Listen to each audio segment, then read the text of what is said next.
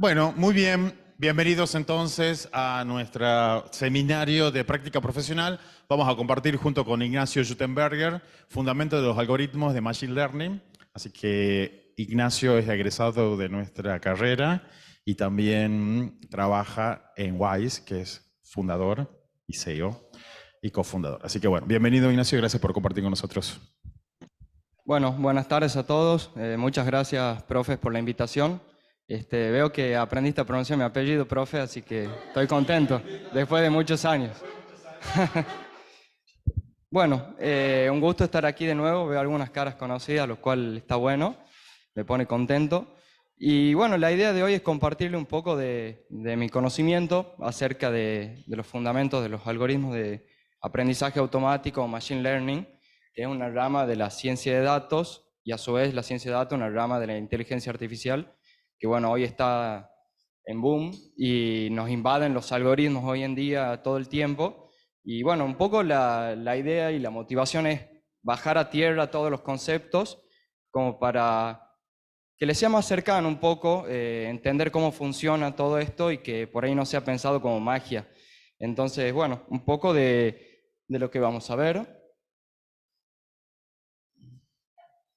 No me está funcionando el... ¿Cómo? Ah, ahí está. Un poco del contenido que vamos a ver, que lo voy a dividir en dos clases porque la verdad que es bastante y tengo ganas de contar un poco. Entonces, bueno, vamos a ver un poco qué es la ciencia de datos, qué es Machine Learning o aprendizaje automático, los tipos de aprendizaje automático, qué es un modelo, cuáles son los campos del aprendizaje supervisado, que ya vamos a ver que es uno de los tipos de aprendizaje automático. Y después vamos a pasar un poquito a algunos algoritmos, desde lo más simple hasta algunos más complejos, como son la regresión lineal, la regresión logística, los árboles de decisión y bosques aleatorios, o random forest como le llaman en inglés. Y después también vamos a tocar un poco cuáles son métricas para evaluar los modelos, y vamos a aprender que hay modelos de regresión y de clasificación, dependiendo de la naturaleza del problema, que ya vamos a ver un poquito de eso. Quizá mi idea inicial era llegar hasta las métricas para evaluar los modelos de clasificación hasta hoy y dejar los árboles de decisión y bosques aleatorios para la próxima clase, que es más entretenido, tiene cosas bastante interesantes, como que me quiero detener ahí y contar bastante, pero bueno, veremos cómo se da y lo vamos piloteando. Bueno, un poco para empezar, contarles qué es Data Science.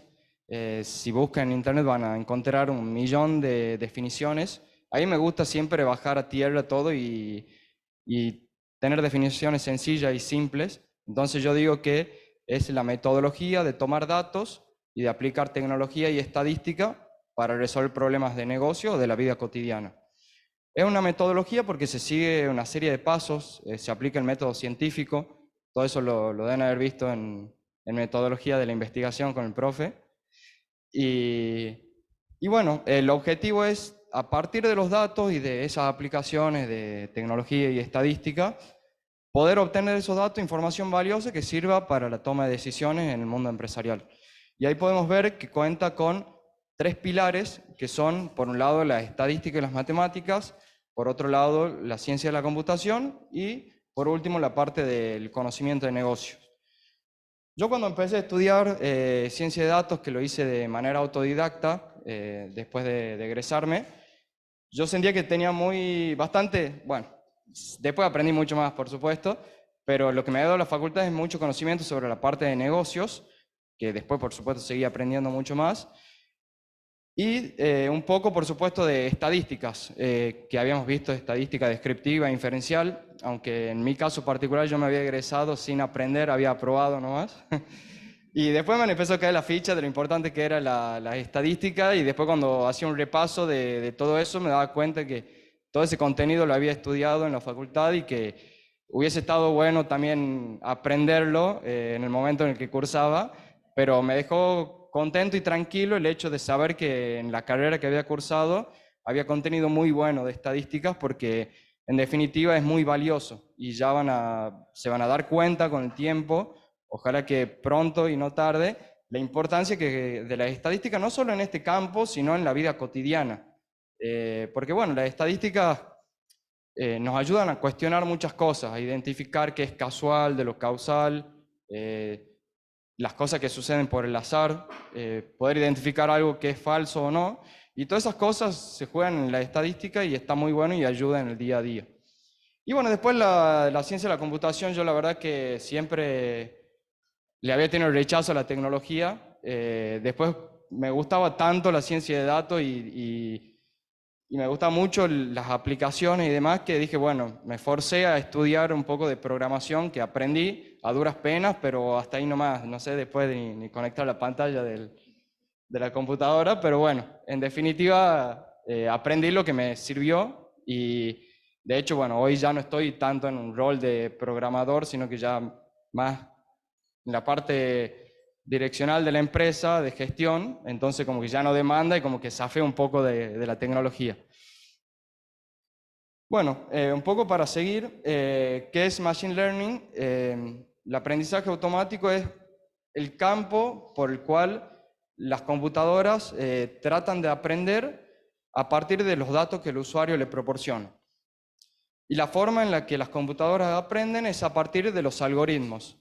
Y los algoritmos son una serie de pasos programados, en este caso, en el caso de la ciencia de datos, programado en un lenguaje de computación, y que puede ir desde una simple ecuación de una línea recta, como sería la regresión lineal, hasta métodos mucho más complejos de estadística, lógica y matemática.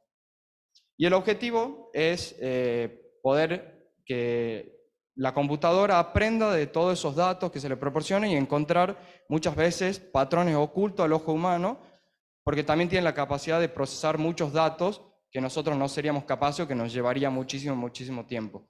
Ahí es donde entra en juego la tecnología, y es por eso que este campo se diferencia también de la estadística o investigación tradicional, que la ciencia de datos en los fundamentos es mucha estadística. Uno cuando empieza a entender cómo funciona se da cuenta que no es nada mágico, pero lo que sí hace mucha diferencia es el poder de cómputo de las computadoras y da la capacidad de procesar muchísimos datos, automatizar tareas, ejecutar procesos de forma automática que se dejan programados y demás.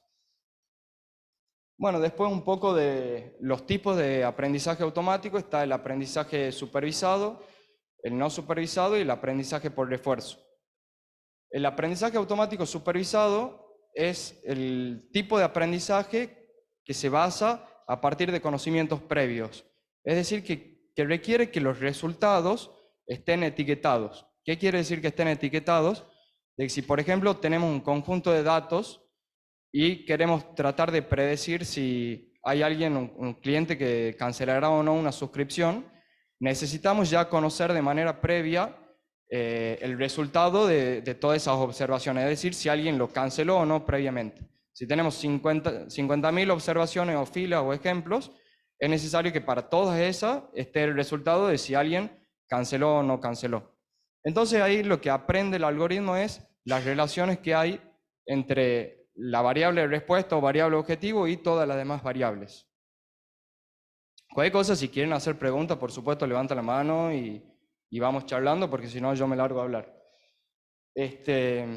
Bueno, después el aprendizaje no supervisado, a diferencia del supervisado, no requiere que los datos estén etiquetados. Es decir, que el algoritmo aprende a partir de asociaciones, encontrar similitudes de los valores de las distintas variables, y se utiliza mucho para segmentar, es decir, para la agrupación o segmentación de objetos de estudios.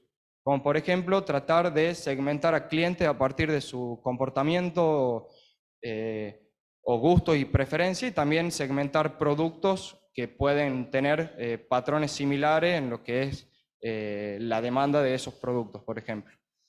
Y después, por último, tenemos el aprendizaje por refuerzo, que es un poco como cuando éramos chicos y aprendíamos, por ejemplo, si estaba el fuego y tocábamos el fuego y nos quemábamos, aprendíamos que no tenemos que tocar porque nos vamos a quemar. Y es un poco lo que sucede, que en cual el algoritmo aprende en un entorno mediante la prueba y el error, recibiendo recompensa o castigo a partir de las interacciones con ese entorno. Y por ejemplo, hay varios ejemplos, puede un algoritmo aprender a jugar ajedrez a partir de los resultados que va obteniendo en cada jugada, con recompensas o castigos, por decirlo de alguna manera. O si también, por ejemplo, podemos construir un modelo para gestionar el tráfico en una ciudad y recibir recompensas si reduce el embotellamiento o castigos si lo causa y hay demoras y demás. Y un poco lo que hoy conocen como ChatGPT es un poco una combinación del aprendizaje supervisado y el aprendizaje por refuerzo. Es un poco de aprendizaje supervisado porque es un modelo preentrenado con miles y millones de datos, el cual te permite dar una respuesta, pero si ustedes se fijan, ustedes también pueden interactuar y cuando les dan una respuesta, les pueden decir, che, no estoy conforme con esta respuesta, o especificame, o dame ejemplo y demás, y eso es el aprendizaje por refuerzo que va interactuando con el agente que vendríamos a ser nosotros. Bueno, ¿qué es un modelo? Un modelo, la primera vez que escuché la definición del modelo fue en análisis cuantitativo y bueno, me quedó grabado que es una función por la cual nosotros tratamos de describir, inferir o predecir la realidad. El profe ponía el ejemplo de una maqueta, cuando queremos modelar una casa, o un edificio o lo que sea, lo cual también puede ser pensado como modelo. Y bueno, dentro de los modelos tenemos, en este caso, los modelos paramétricos y no paramétricos. Los modelos paramétricos quiere decir que nosotros tenemos una función o asumimos una fórmula para la función que el modelo trata de aprender. Es decir, nosotros le simplificamos el proceso de aprendizaje. Por ejemplo, la regresión lineal, que ustedes conocen la fórmula que es y igual a x más b, eso es la forma en la cual nosotros le estamos dando al algoritmo que aprenda, y lo único que hace el algoritmo es aprender los coeficientes o pesos de las variables que le introducimos a esa regresión lineal. Pero nosotros le simplificamos el aprendizaje dándole esa fórmula. Lo mismo sucede con la regresión logística, que es muy similar a la regresión lineal, pero utilizado para problemas de clasificación, ya lo vamos a ver, por más que el nombre diga regresión. Y después los modelos no paramétricos, en el cual no asumimos ninguna fórmula o función para el método de aprendizaje y se le da más libertad a los algoritmos para que aprendan a partir de los datos. Hay ejemplo ¿entiendes el modelo paramétrico? ¿Cuál es un ejemplo? Bueno, administración, somos licenciados en administración. ¿Dónde tenemos un problema de un modelo paramétrico como licenciado en administración? ¿Dónde podemos tener un parámetro? Bueno, muy bien. ¿Cuáles son los parámetros ahí?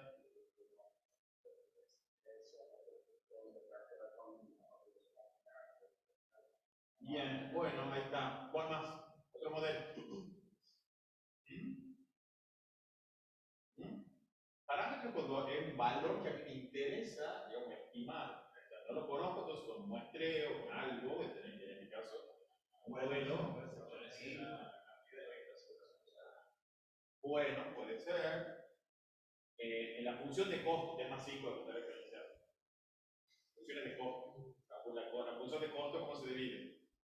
Costo variable, costo total, costo fijo, ¿verdad? Entonces, ¿cuáles son los parámetros? A partir de los datos, ¿yo qué quiero hacer? Estimar cuánto es mi costo variable y cuánto es mi costo. Ese es son los parámetros. Parámetros es aquello que yo quiero estimar.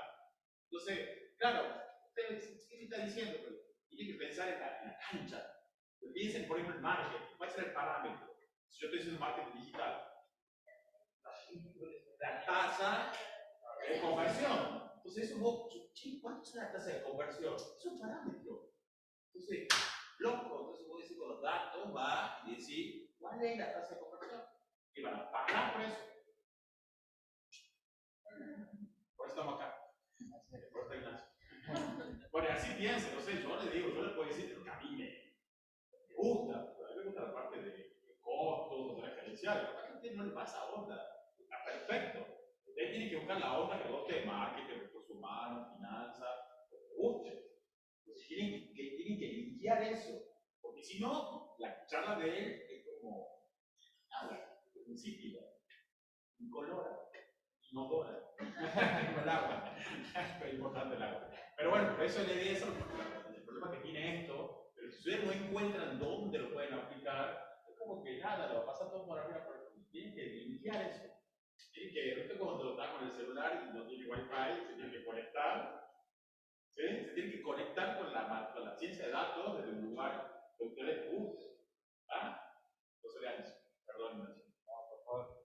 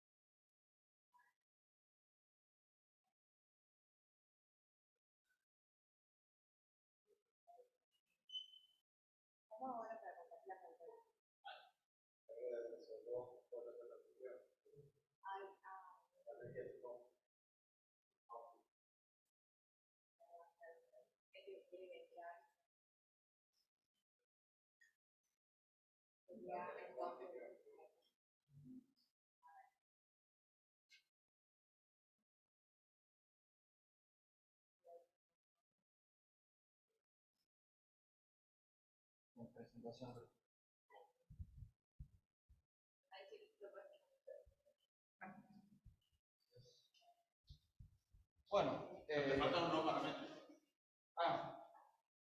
Bueno, los modelos no paramétricos ya les di la definición y los tipos de algoritmos, algunos tipos de algoritmos pueden ser los árboles de decisión o bosque aleatorio. Perdón. Bueno, repito de nuevo por si no se escuchó. Les había dado ya la definición de los modelos no paramétricos y algunos ejemplos pueden ser los árboles de decisión o bosques aleatorios. Ya vamos a ver después el miércoles por qué se llaman bosques aleatorios, que justamente son una combinación de árboles de decisión, por eso bosques, y bueno, aleatorio porque introducen aleatoriedad, pero bueno, ya lo vamos a ver después a eso. Y bueno, después dentro del campo del aprendizaje supervisado, el cual es el más común de los tres tipos de campos, por lo menos en la ciencia de datos, en las aplicaciones, tenemos los problemas de regresión y de clasificación, que eso es de acuerdo a la naturaleza del problema que queremos resolver. En el caso de la regresión, es un método en el cual lo que queremos modelar es un número continuo.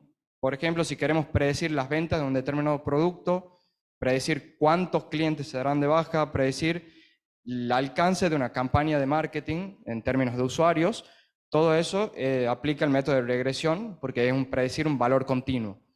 En el cambio, por otro lado, en caso de la clasificación, lo que buscamos es modelar una relación en la cual tratamos de predecir clases o de clasificar cosas, como por ejemplo, clasificar una imagen de acuerdo a si es un perro, gato o un mono, o puede ser clasificación multiclase en ese caso, que hay más de 2 clases, o binaria, por ejemplo, si queremos predecir si un cliente se hará de baja, si un cliente comprará o no un producto, si un paciente tiene o no una enfermedad, etcétera, etcétera. Bueno, ahora comenzando un poco con la regresión lineal, vamos a ver un pequeño caso práctico para bajar a tierra, por supuesto que después con la tecnología, la programación se pueden hacer todo mucho más sencillo, pero mi idea es que lo podamos resolver con papel y lápiz para explicarle un poco cómo funcionan todos estos métodos. En este caso, vamos a buscar predecir el precio de un diamante en función del valor en quilates que posee mediante la regresión lineal simple. Es una regresión lineal simple porque tenemos una sola variable independiente, que en este caso es el valor en quilates, y asumimos que la relación entre los quilates y el precio es lineal y se puede modelar con una línea recta. Por supuesto que la regresión lineal tiene un montón de supuestos en los cuales hay que cumplir porque no se puede modelar cualquier cosa con una regresión lineal. Y bueno, no me voy a explayar en todos esos supuestos porque no viene al caso, pero es importante mencionarles eso de que no es que cualquier problema de regresión se puede modelar con una regresión lineal, sino es que tiene que cumplir esa serie de supuestos, si no, vamos a obtener predicciones que no son representativas. Bueno, ahí tenemos el conjunto de datos, que tenemos 10 observaciones con la característica que es el valor en quilates, y al otro costado tenemos el precio. Y bueno, lo que hacemos es graficar en el gráfico de dispersión los puntos de las características y el precio. La característica en el, precio, en el eje X y el precio en el eje Y. Lo primero que tenemos que hacer para hacerlo a mano es encontrar un poco la media de la característica, o sea, de la variable independiente, y también la media de la variable dependiente, porque en definitiva cualquier recta o línea de regresión que nosotros tracemos va a cruzar la intersección entre las dos medias. Como podemos ver, ahí en este caso, en el conjunto de datos, tenemos una media para los quilates de 1229 y la media del precio es de 3431. Entonces lo graficamos y del otro lado dibujamos varias rectas de regresión que pueden cruzar distintos puntos y bueno, la idea es encontrar cuál es la recta de regresión que minimice la distancia de esa recta y de las observaciones. Todo eso se puede hacer con el método de mínimos cuadrados. Justamente lo que buscamos es minimizar dentro de cada observación la distancia que hay entre las rectas. ¿Por qué es interesante esto? Ahí siguiendo la línea del gráfico de la imagen, podemos pensar en que queremos construir, por ejemplo, un tren o un metro o lo que sea, que pase cerca de muchos edificios con oficinas dentro de una ciudad. Y no sería viable o sería muy costoso hacer que ese tren pase por cada uno de los edificios para llevar a los trabajadores a sus respectivos trabajos. Entonces lo que buscaríamos hacer es diagramar una recta, o sea que el tren vaya en línea recta y que se minimice la distancia entre esa recta y cada uno de los edificios. Por supuesto que hay algunos trabajadores que van a tener que caminar un poquito más, otros un poquito menos, pero en definitiva va a estar optimizado para todos. Entonces ese es el objetivo del método de mínimos cuadrados, de encontrar esa recta de regresión que bueno, esté optimizada para todos. Un poco, bueno, la fórmula para calcular la recta de regresión, ahí tenemos la fórmula que le comentaba de la regresión lineal, igual a la ordenada al origen más la pendiente por la variable. Lo primero que hacemos es sustituir los valores con las medias conocidas, es decir, teníamos el conjunto de datos de las 10 observaciones, hemos calculado la media para X, la media para Y, y lo que hacemos es reemplazar en esa fórmula para primero obtener la pendiente. Ahí, o sea, la pendiente es la letra M, y ahí está la fórmula, que es la sumatoria de cada valor, o sea, de cada observación menos la media, después multiplicado el valor de I menos la media de I, y todo eso dividido en la sumatoria de cada valor menos la media elevado al cuadrado. Entonces, bueno, reemplazamos con los valores conocidos y después se hace, cada observación se va reemplazando en el valor de X o de Y, y después tenemos así la pendiente. Pasamos a reemplazar para obtener la intersección, y ya tenemos el valor de la pendiente y tenemos los valores medios de X de Y y obtenemos así la intercepción. Y bueno, después por último ya tenemos la fórmula para calcular la línea de regresión, ya tenemos la pendiente y la ordenada al origen, entonces lo único que hacemos es reemplazar con el valor de X que queramos y así obtenemos el valor de Y. Lo que sí es importante es que esto es representativo entre los valores mínimos y máximos de X.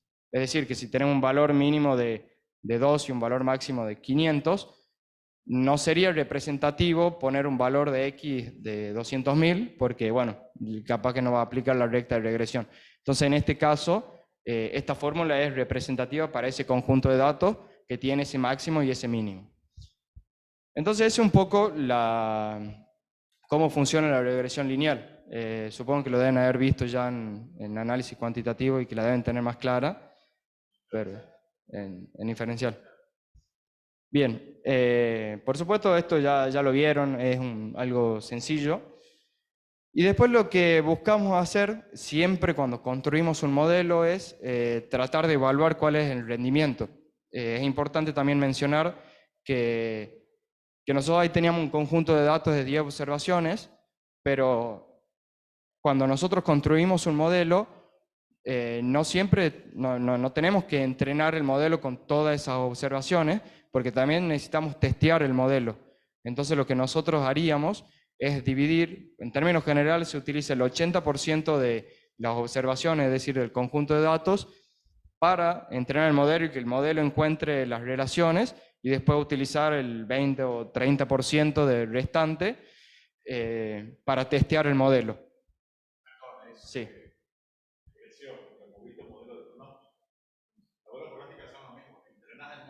Claro. Y después buscar otros datos para ver si el modelo puede ser un buen modelo para pronosticar. ¿Se acuerdan de eso? Bien ahí. Tenemos que cobrar el diezmo por ser servicio de datos, ¿no? Venga, mira, él paga acá por clase, usted también, ¿no? Vamos, bueno. Y después tenemos que, por supuesto, elegir una métrica para evaluar qué tan bueno es el modelo. En este caso, bueno, ya deben conocer el coeficiente de determinación, o sea, el R cuadrado, que, bueno, lo que busca esa métrica, por un lado, dicho de una forma, sería, explica la porción de variabilidad que hay en el modelo o en la realidad. Volviendo al ejemplo de qué es un modelo, recuerden que es una función en la cual nosotros tratamos de explicar, describir, o inferir, o predecir la realidad. Y si la realidad va cambiando, nosotros queremos ver, bueno, qué porción de nuestro modelo explica todo ese cambio en la realidad. Y lo que hace, en definitiva, dicho de otra forma, el R cuadrado, es decir, bueno, qué tan bueno es mi modelo con un modelo que predice siempre la media. Porque nosotros la media de los valores ya lo tenemos, es como una media conocida, y sería como un modelo muy sencillo de aplicar y bastante básico. Entonces nuestro objetivo es poder construir un modelo que sea superior a la media. Si no, me quedo con el de la media y listo, que es muy fácil. Entonces ese es el objetivo. Entonces, ahí siguiendo la fórmula que dice 1 menos, bueno, la suma de los errores al cuadrado sobre la suma de los errores totales. Y lo que acá el SSE lo que dice es, ese es mi modelo, o sea, el valor real menos el valor predicho con mi modelo, y el de abajo es el valor real menos el valor medio, o sea, con el modelo que predice siempre la media. Entonces, si ustedes siguen la fórmula, si el valor de R cuadrado va a ir desde 1, o sea, va a ser siempre menor o igual a 1. ¿Por qué? 1 siempre va a ser perfecto, o sea, en el sentido de que si yo tengo en el SSE el valor real es igual al valor predicho, por supuesto, en cada una de las observaciones, eso la sumatoria todo da 0, porque el valor real es 10, yo predije que es 10, entonces se cancela y queda 0.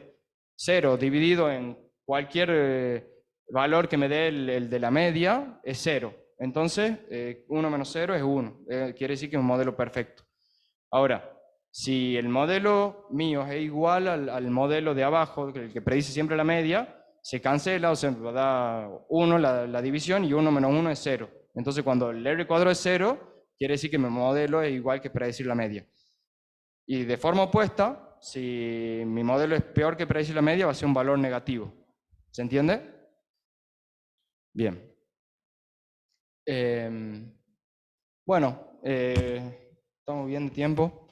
La regresión logística también es un modelo lineal y es muy similar a la regresión lineal, solo que se utiliza para los problemas de clasificación. Y el núcleo de la regresión logística es la función sigmoidea, que lo que hace es reducir cualquier valor continuo a una probabilidad. Es decir, la regresión lineal nos da un número continuo. Y a partir de esa función lo que nosotros hacemos es reducirlo a un valor entre 0 y 1. Entonces, si se pueden fijar en la fórmula, es exactamente igual a la regresión lineal, solo que tiene la e, creo que del logaritmo. Pero en definitiva, por ejemplo, esta en la regresión simple, la c más el mx, o sea, la ordenada al origen más la pendiente por la variable. Y abajo es lo mismo, que es una regresión múltiple, que tiene más de una característica. Y lo que podríamos hacer, bueno, acá vamos a hacer un pequeño caso práctico, que buscaríamos modelar a partir de la regresión logística, predecir si un cliente es propenso a la compra de un producto bancario o no. Entonces, en este caso es una regresión logística y tenemos dos atributos que vamos a utilizar para tratar de predecir, que es la edad y el saldo bancario que tiene esa persona en la cuenta.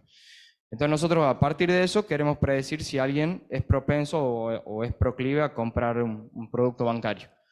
En este caso podemos decir que bueno, la observación, esta persona tiene 40 años y que tiene un $800 en el banco, y lo único que hacemos es reemplazar esos valores de X en la fórmula. Después, los valores de la ordenada al origen y de los pesos que tiene cada variable, todo eso es lo que aprende el algoritmo en el periodo de entrenamiento. Entonces lo que nosotros hacemos es simplemente reemplazar esos valores y después todos esos coeficientes se encarga el algoritmo de aprenderlos. Y por último, bueno, tenemos ya el valor de 0,77, que quiere decir que hay una probabilidad del 77% de que esa persona compre un depósito a plazo o un producto bancario, como sea. Y bueno, lo que les decía ahí a lo último está escrito que la pendiente y bueno, la ordenada al origen es lo que aprende el algoritmo en el periodo de entrenamiento. Bueno, ahí está un poco graficado visualmente la regresión lineal y la regresión logística. Podemos ver la línea de mejor ajuste en la regresión lineal y después cómo una nueva observación en el eje X va y choca con el eje Y y nos devuelve en el eje Y, bueno, la variable que sea esta.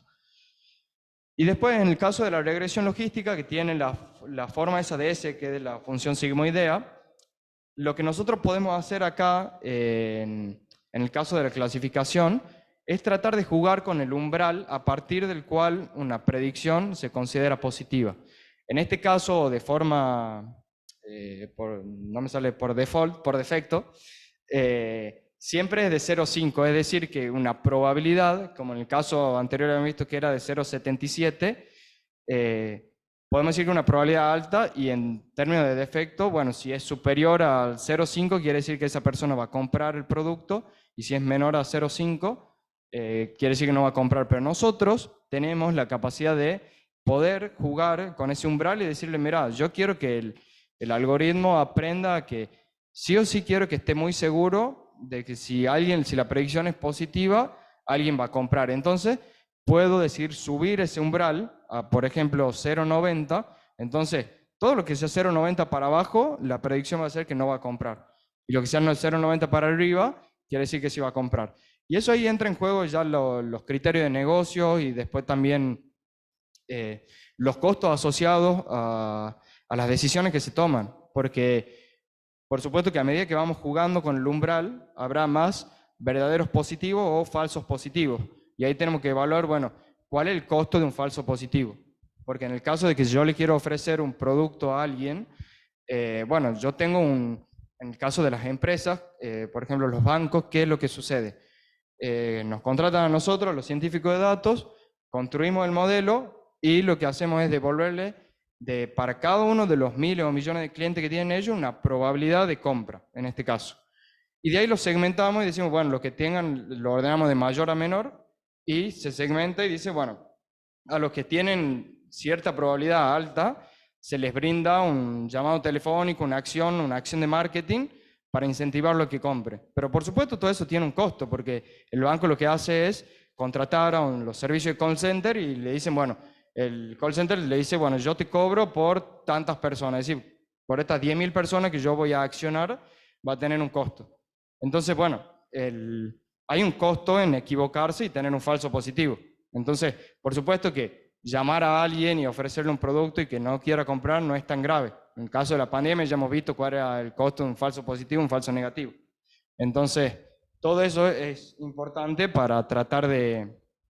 que es importante ahí entender el negocio y a partir de eso poder construir bien un modelo. Es por eso que al principio en la ciencia de datos incluye la parte de conocimiento de negocio, porque es importante, no es solamente la ciencia de la computación y estadística de poder construir un modelo, sino que hay que evaluar el impacto y vemos cómo jugar con el umbral de un modelo puede generar un impacto positivo o negativo en todo lo que viene después. Porque en definitiva la ciencia de datos es un medio, no es un fin. O sea, ayuda a las empresas a tomar decisiones y de ahí vienen un montón de cosas. Bueno, métricas para evaluar los modelos de clasificación. ¿Alguna pregunta, profe? No, que me hace acordar, esto viene con el análisis cuantitativo 2. Ah, no la cursé eso. Entonces, R te va dando Ah, bien. ¿Y para cuándo Python? Bien ahí. Bueno, buenísimo. Bueno, la matriz de confusión es una matriz en la cual podemos evaluar justamente la salida del modelo y evaluar cuáles son poder comparar las predicciones positivas y negativas contra las observaciones que son positivas y negativas de las distintas clases. Entonces vamos a tener un cuadrante que es los verdaderos positivos, es decir, las predicciones que nosotros hicimos como positivas y son positivas, es decir, predijimos correctamente esa clase. Después el verdadero negativo son aquellos que en este caso no iba a comprar el producto bancario y nosotros predijimos como que no lo iba a comprar. En el caso del falso positivo es cuando dijimos que sí iba a comprar y no compró, y el falso negativo cuando decíamos que no iba a comprar y sí compró. Acá está visualmente que, bueno, tenemos de un lado las predicciones positivas y negativas y las observaciones realmente positivas y negativas, y después se desprenden otro tipo de métricas como, bueno, la precisión, accuracy y demás, que las tengo acá.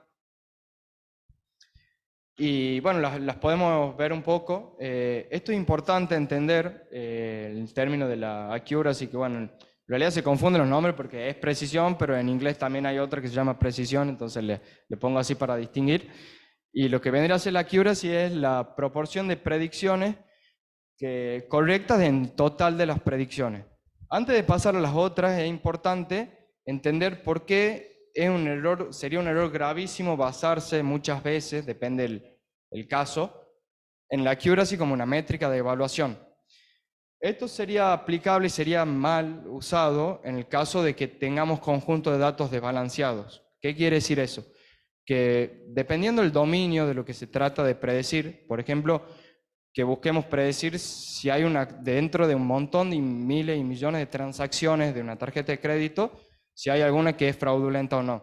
Como podemos saber, por sentido común, la gran minoría son fraudulentas. Es decir, que podemos tener millones de observaciones de las transacciones y solo muy poquitas van a ser fraudulentas. Entonces nosotros tenemos que encontrar una forma de que el modelo aprenda a distinguir correctamente y a identificar aquellas que son fraudulentas. O también en el caso de la predicción de baja de suscriptores, también, si bien es un poquito más común, también se consideran conjuntos de datos desbalanceados. ¿Qué quiere decir desbalanceado? Que, por ejemplo, del 100% de observaciones que tenemos, capaz que el 95% son, o el 95, 98, 99 son que no se dio de baja el cliente o que la compra o la transacción no es fraudulenta, y solo el 1, 2, 3 o 5% sí se dio de baja o la compra es fraudulenta. Entonces, al tener conjuntos de datos tan desbalanceados, si nosotros tomamos la accuracy como métrica, que es decir, el total de las predicciones correctas sobre el total de observaciones, nosotros capaz que podemos construir muy fácilmente un modelo que tenga un 95% de confianza o de accuracy y enseñándole a que prediga todo como negativo. Es decir, tenemos el 95% de las transacciones que no son fraudulentas y nosotros le enseñamos al modelo que prediga absolutamente todo como que nada es fraudulento, y de esa forma tenemos el 95%. Entonces yo puedo llegar y decir, encontré un modelo muy bueno y tiene una accuracy del 95%, pero en definitiva suena muy lindo el 95 o 99%, pero no me dice nada y nunca me va a ayudar a distinguir a aquellos que sí se van a dar de baja o es fraudulento. Entonces lo que se utiliza ahí es tratar de utilizar otra métrica, con capaz la precisión, que es el indicador que nos dice de todos los positivos que se predicen, cuántos verdaderamente eran positivos. Y por supuesto después hay que bajar también, hay que jugar con el umbral, como les decía. A medida que subamos el umbral, más confianza vamos a tener en que la predicción es una predicción positiva y verdadera. Después también tenemos la recall, que en realidad es parecida a la precisión. En el caso de la precisión, de todas las predicciones positivas, ¿cuántas son realmente verdaderos positivos? Y en la recall quiere decir, de todas las observaciones que son positivas, ¿cuántas son verdaderas positivas? Y después tenemos el F1 score, que es como, bueno, un promedio entre las otras dos, dependiendo del caso. Y bueno, acá tenemos un ejemplo de un conjunto de datos en el cual tenemos, bueno, algunos ejemplos. Después la verdad básica que dice ground truth, que dice sí o no, y después la predicción también, y después cuál fue el resultado, si fue clasificado correctamente o no. Y a partir de ahí podemos construir la matriz de confusión y podemos ver que tenemos verdaderos positivos que son 3, falsos negativos que son 2, falso positivo 1 y verdadero negativo que son 1. Después, ya para ir terminando, y de ahí si quieren podemos hacer preguntas y dejamos la otra parte para la próxima clase. Otra métrica que se utiliza mucho es el área bajo la curva o la curva ROC, que es un gráfico en el cual nos dice cómo varía la tasa de verdaderos positivos y de falsos positivos a medida que subimos o bajamos el umbral del cual les contaba. ¿En qué sentido? De que, como les ponía en el ejemplo, nosotros tenemos millones de observaciones de clientes y para cada uno de ellos predecimos si se van a dar de baja o no, si van a comprar o no un producto. Y a partir de ahí los ordenamos de mayor a menor probabilidad, es decir, de 0,99, 0,99, 0,98 y va bajando. Y lo que nosotros hacemos es ordenarlos de mayor a menor probabilidad, y acá en el eje Y tenemos la tasa de verdaderos positivos y en el eje X la tasa de falsos positivos. Entonces lo que nosotros esperaríamos al ordenarlos es decir, bueno, si tenemos un 99% de probabilidad de que compre ese producto y realmente lo compró, lo que hacemos es subir acá un puntito o una observación en la tasa de verdaderos positivos. Después la siguiente predicción, que se supone que también es la segunda más alta, es muy probable que me haga que suba porque, bueno, la predicción fue correcta de que iba a comprar o se dio de baja o lo que sea. Después la tercera muy probablemente también porque también es una probabilidad alta. Pero a medida que va bajando la probabilidad, y en el caso de que la predicción se equivoque, lo que hacemos sería un falso positivo, entonces movemos un puntito hacia la derecha. Entonces vamos así escalonando y así obtenemos lo que vendría a ser la curva. En este caso es como una escalera porque hay pocas observaciones, pero cuando tenemos millones de observaciones, visto de lejos, se forma toda una curva. Y lo que nosotros buscamos ahí es en el caso de la línea punteada, esa que es una diagonal, eso es el resultado de un modelo que predice de forma aleatoria. O sea, tiene un score o un valor de la métrica de 0,5. Es decir, si yo agarro al azar y digo, este se va a dar de baja, este no se va a dar de baja, y este sí, este no, y este sí, este no, a largo plazo le voy a calzar el 50% de las veces. Pero yo no quiero eso. Yo quiero un modelo que prediga correctamente la mayoría de las veces y que, sobre todo en las muestras que son con una predicción positiva mucho más alta.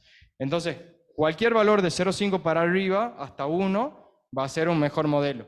En la vida real, por supuesto, todo depende del negocio y demás, pero se considera que el 0,7 para arriba es un muy buen modelo.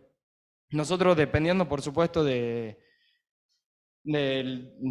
cliente, de los datos y demás, hay veces que construimos modelos que tienen un valor de 0,8 o 0,85, que la verdad que es muy alto, y hay veces que podemos solamente construir uno de 0,68, 0,69, y eso, a ver, depende mucho por supuesto, de nuestra expertise de construir los modelos, pero también, en definitiva, los datos, porque los modelos son tan buenos como son los datos.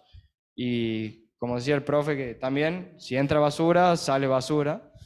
Y en definitiva es así. Estamos limitados muchas veces a los datos, y por más que construyamos muchas variables, se utilice el mejor algoritmo posible, el más sofisticado y demás, si los datos no son representativos, vamos a tener resultados que no son representativos. Si tenemos datos sesgados y no hacemos un correcto procesamiento, vamos a tener resultados sesgados. Entonces, bueno, es un poco, no sé si les quedó claro esta forma de evaluar el modelo. Si alguno tiene alguna pregunta. Bueno, quedó súper claro, me imagino. Mucha información. Sí, por hoy sí, porque si no lo voy a incendiar la cabeza y hay que dejar un poco para el miércoles. Esto es peor que el examen, Nacho. Vamos a ver algunas consultas. Ahora tienen que tratar de pensar, y si no, nos pueden decir, cómo pueden linkear esto que presentó Ignacio con lo que ustedes están haciendo. Primero tienen que tener datos. Allá hay alguien que tiene muchos datos. Justo, y no sé quién será el tutor de ese chico, pero bueno. A ver, allá hay un montón, ¿no? Un montón de acá. Montón de cosas. ¿A alguno se le ocurre algo? Nosotros tenemos el caso de... Faltan los datos. A nosotros nos faltan los datos. No, pero yo les cuento una. Nosotros tenemos nuestra ayudante, ya está egresada de análisis cuantitativo y ella trabaja en cuestiones de marketing digital. Y entonces estábamos charlando y yo le digo, che, Aldani, ¿qué haces vos? Contame. Todos los días trabajo con datos, me dice. ¿Y por qué? Le digo. Y porque ella tiene que hacer las campañas de marketing y lo que tiene que estimar es la probabilidad. O sea, tiene que hacer una distribución de probabilidades. O sea, ¿qué probabilidad hay de que esta campaña, que se invirtió tanto, digamos, vengan un cliente, 2 clientes, 20 clientes, digamos, me compren montos, ¿no? Entonces, y por eso le pagan. Entonces, todos los días estima probabilidades. O sea, entonces, las probabilidades. Entonces, eso como que me parece que es muy importante en lo que es marketing digital, no sé, usted, Camila. Ah, bueno, Gaby, ¿vos usted también? ¿Quién tiene marketing digital? ¿No? Ah, está, Augusto. Ha resucitado Augusto. Qué bueno. Bueno, ¿qué más? ¿Alguien más? ¿Algo? ¿Otra consulta? ¿Ah? ¿Alguien en el chat? No sé si tiene alguna consulta. Tenemos un cantante también. El cantante tiene que estar en la distribución de probabilidades de la venta de los discos, a mí me parece, ¿no? ¿Está ahí? Ah, justo está, mira. Bueno, ¿alguna consulta acá? Los que están en el aula. Bueno, si no, un fuerte... Ah, bueno, ahora tienen... Bueno, ya estoy por cortar la grabación y a ustedes se les ocurre la duda. Sobre la hora, bueno, ahí está. Había gusto. Buenas, ¿cómo estás? No, yo te quería consultar cómo fue tu trayectoria de que te recibiste hasta que creo que leí que soy el fundador de una empresa Wise, y más o menos a explicar a grandes rasgos académicamente qué hiciste después de recibirte.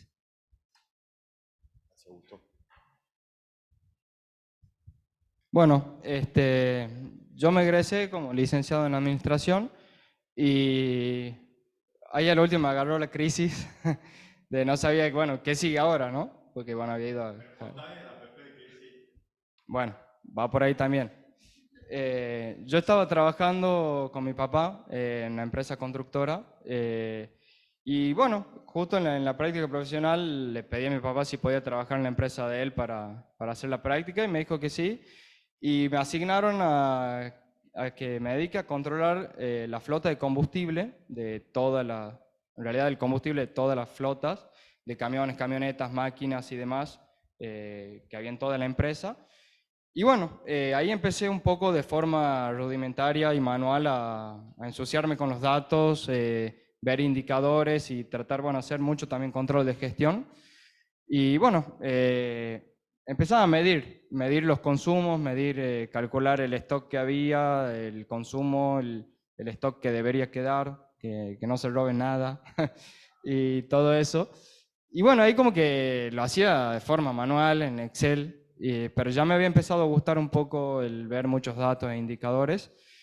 Y bueno, después eso fue un poco en la práctica profesional, de ahí seguí 6 meses más trabajando, pero como que ya no disfrutaba del día a día y bueno, en medio como de esa crisis me empecé a preguntar, bueno, qué quería hacer. Y en medio de eso como que un poco por mi hermano, que él estaba más abocado a la programación, me insistía en que estudie programación, lo cual yo tenía mucho rechazo a la tecnología, sinceramente, o sea, no sabía ni prender la computadora, que ahora a gata la prendo, no crean que mucho más. Y después también con un amigo que hoy es uno de mis dos socios, él estaba haciendo un máster en Buenos Aires sobre ciencia de datos y me contó de qué se trataba. Y bueno, la verdad que me pareció súper interesante, como le había contado al principio, tener la parte de negocio y de estadística que me gustaba mucho. Y bueno, la parte de programación que no me gustaba, pero después lo empecé a estudiar y me voló mucho la cabeza del hecho de poder automatizar muchas cosas con la tecnología. La verdad que era fantástico pensar que después las cosas que yo hacía en el trabajo de 4 horas en la empresa de mi papá, pasando los datos en la planilla y cargando y todo eso, y haciendo todos los días el mismo día, todos los días el mismo trabajo, después de pronto escribía código pensando mucho y rompiéndome la cabeza capaz que un día, pero después quedaba programado y automatizado para siempre y como que eso me volaba mucho la cabeza, digamos.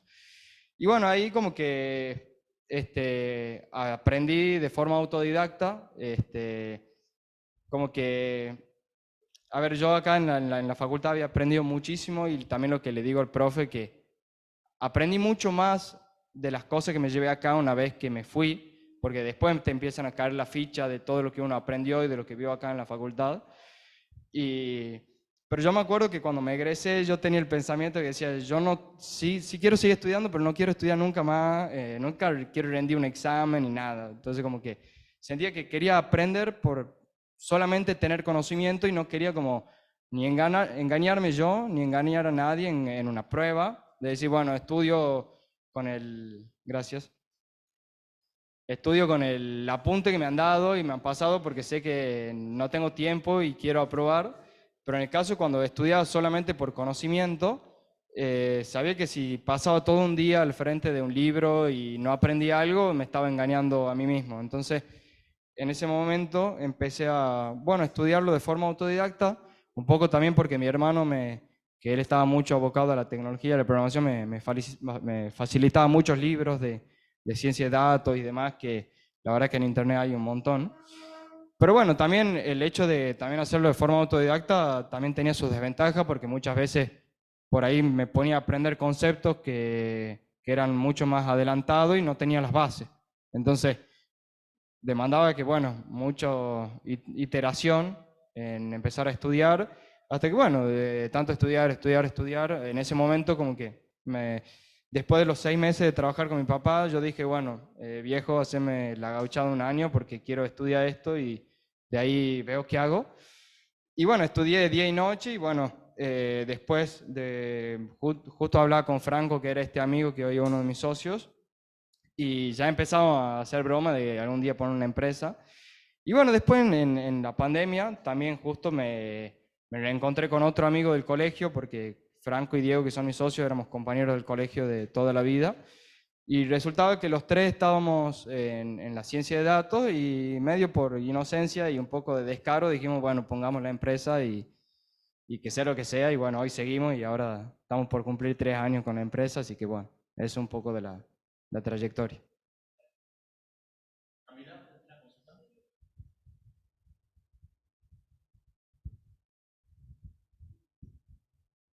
Yo te quería preguntar, no sé dónde se vuelcan, tipo todo esto que es estadística, yo sé que es el tema del aprendizaje automatizado, pero como que no lo tengo tan claro ahora en dónde se lo volcaría esta parte estadística, toda esta parte, digamos, de donde vos pones, qué sé yo, en el caso práctico que ponías 800 por tanto y por todas esas cosas, ¿dónde se las vuelca o dónde se las, digamos, no sé, no lo puedo visualizar, digamos, capaz. No entiendo muy bien cómo se lo hace, o si hay sistemas de gestión o sistemas o software, no entiendo muy bien eso, digamos. O sea, ¿cómo sería? Esa es mi duda.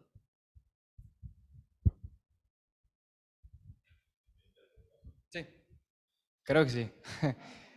Bueno, obviamente esto de que yo le mostré la forma rudimentaria con la fórmula, como si fuese escrito con papel y lápiz, pero cómo lo hacemos nosotros con lenguajes de programación, por ejemplo Python, y que aparte hay muchísimas librerías o paquetes de ciencia de datos que te facilitan todos estos algoritmos y algunas librerías para manejar todos los conjuntos de datos, procesar datos y demás. O sea, capaz que suena un poco medio en el aire explicarlo, pero hace de cuenta el Excel, que tiene las columnas y todo, y tiene un montón de funciones que te permite hacer, modificar las tablas, crear tablas dinámicas o combinar tablas y todo eso.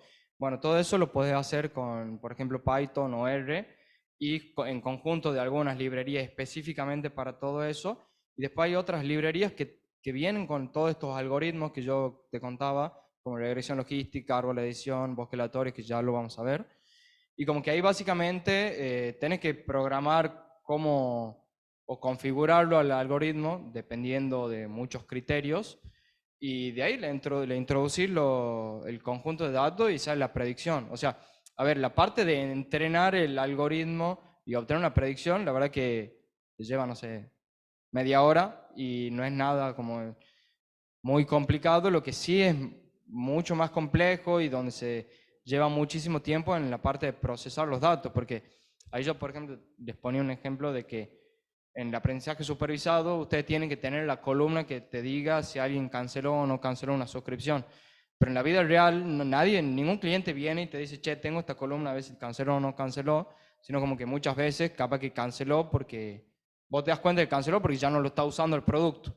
Entonces vos tenés que empezar a construir esa nueva columna a partir de muchas otras y te lleva muchísimo tiempo, y después también hay muchas otras cosas que no lo estoy mencionando, pero después también los algoritmos no aceptan, por ejemplo, palabras. Entonces capaz que vos tenés una columna que te dice que son categorías y vos tenés que hacer un procesamiento para traducir todo eso a números. Entonces como que hay un montón de cosas en el medio que se hacen. Pero bueno, creo que me fui un poco a las ramas. En definitiva, no es que hay un software, sino que es con lenguaje de programación y librerías que uno va en un entorno ejecutando con código y va solucionando todo eso y construyendo.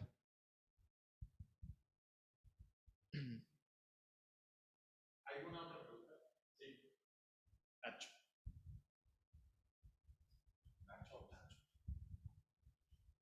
Hola, ¿qué tal? Mi pregunta era un poco sobre lo que serían las bases, ¿verdad?, de todo esto. Como vos decías, por ejemplo, de los datos basura, en relación a, por ejemplo, el tema, no sé, de volumen de datos, fiabilidad de los datos. Por ejemplo, ¿qué sería para vos un cliente ideal donde vos decís, ah, bueno, esta persona cuenta con todas estas cosas, que acá puedo hacer un trabajo estupendo, ¿me entendés? Como diciendo, no sé, un ERP específico, un sistema de gestión específico, algo que vos digas, bueno, de acá podemos sacar bastantes datos, sabemos que puede ser relativamente fiable. Más o menos esa es la pregunta.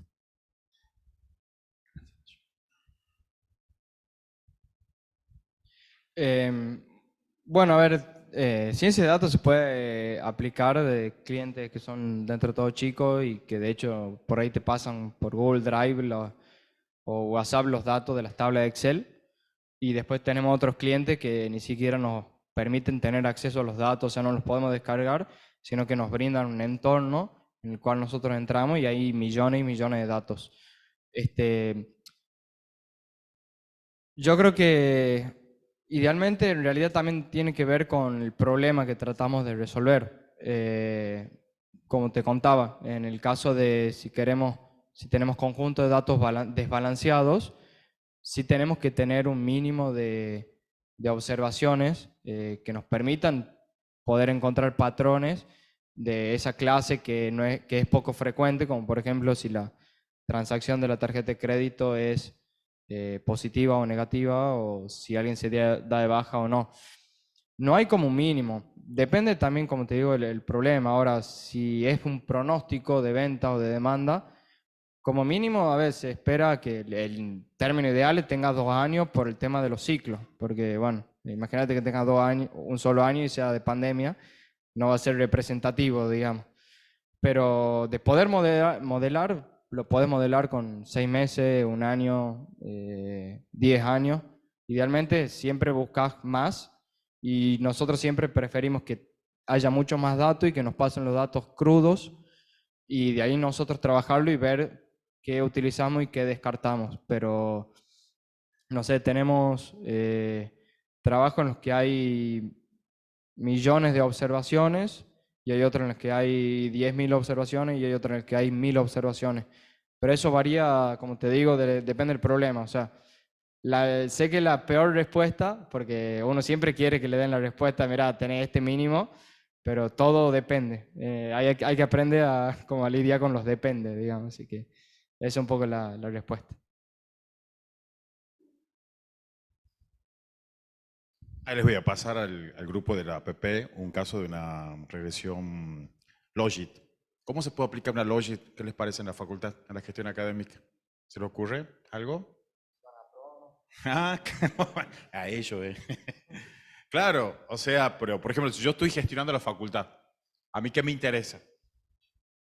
Si yo fuese a esta facultad privada, ¿a mí qué me interesa retener? Los estudiantes, ¿verdad? Por lo tanto, ¿qué yo necesito? Que vayan avanzando en la carrera. Entonces, ¿qué probabilidad yo tendría que estimar? ¿Cuándo voy a perder en el negocio? ¿Cuando yo tenga más alumnos o tenga menos alumnos? O sea, cuando los pierda. ¿Sí? Entonces, ¿qué debería yo estudiar? La probabilidad de abandono. Se llama de deserción. ¿Y usted cree que se podrá hacer eso? Sí, lo estamos haciendo. O sea, hay funciones estadísticas. Por supuesto, eso se llama análisis de sobrevida, por ejemplo. Se usa mucho en medicina. O sea, yo soy médico y ¿qué necesito? Ver que estoy estudiando a los pacientes. Y bueno, entonces a los pacientes se les dan algunos tratamientos. ¿Y qué hace? Quiero saber la probabilidad. Entonces, fíjense cómo la medicina tiene mucha aplicabilidad. Entonces, ahí se han avanzado algunos modelos. De, bueno, yo tengo estos estudiantes que inician en el 2018. Tengo que ver año a año cómo van avanzando en la carrera y si se siguen o no siguen. Se llama análisis de sobrevida. Por ejemplo, es todo un mundo. Pero que tiene que esta cuestión, ahí son algoritmos, ¿sí? Supervisados. Entonces, vos le vas diciendo cómo querés que se combinen las variables y vas descubriendo cuál es la característica que más o menos te va un poco ayudando a predecir eso. Y después un compañero nuestro también trabajó un algoritmo de clasificación, que estudió los estudiantes de contador y dijo, bueno, ¿cómo se clasifica? O sea, ¿cómo voy a segmentar los estudiantes? ¿Qué es lo que hace que los estudiantes vayan avanzando de aquellos que abandonen la carrera? Y ahí descubrió algunas características que van segmentando a los grupos, por ejemplo. ¿Ah? Bueno, y así se les puede ocurrir a ustedes un montón de cosas, porque es como todo un mundo donde los datos te desafían. Ahora, para ver eso hay que estudiar, hay que un poco ver. A mí particularmente me ayuda ver lo que hacen otros. Entonces tal vez no se aplica directamente a lo que yo tengo que hacer, pero como que vos vas ampliando tu espectro y eso te va dando un hándicap distinto. ¿Eh? Bueno. Muchas gracias, Ignacio. Un fuerte aplauso para Ignacio. Los esperamos entonces el próximo miércoles. Muchas gracias.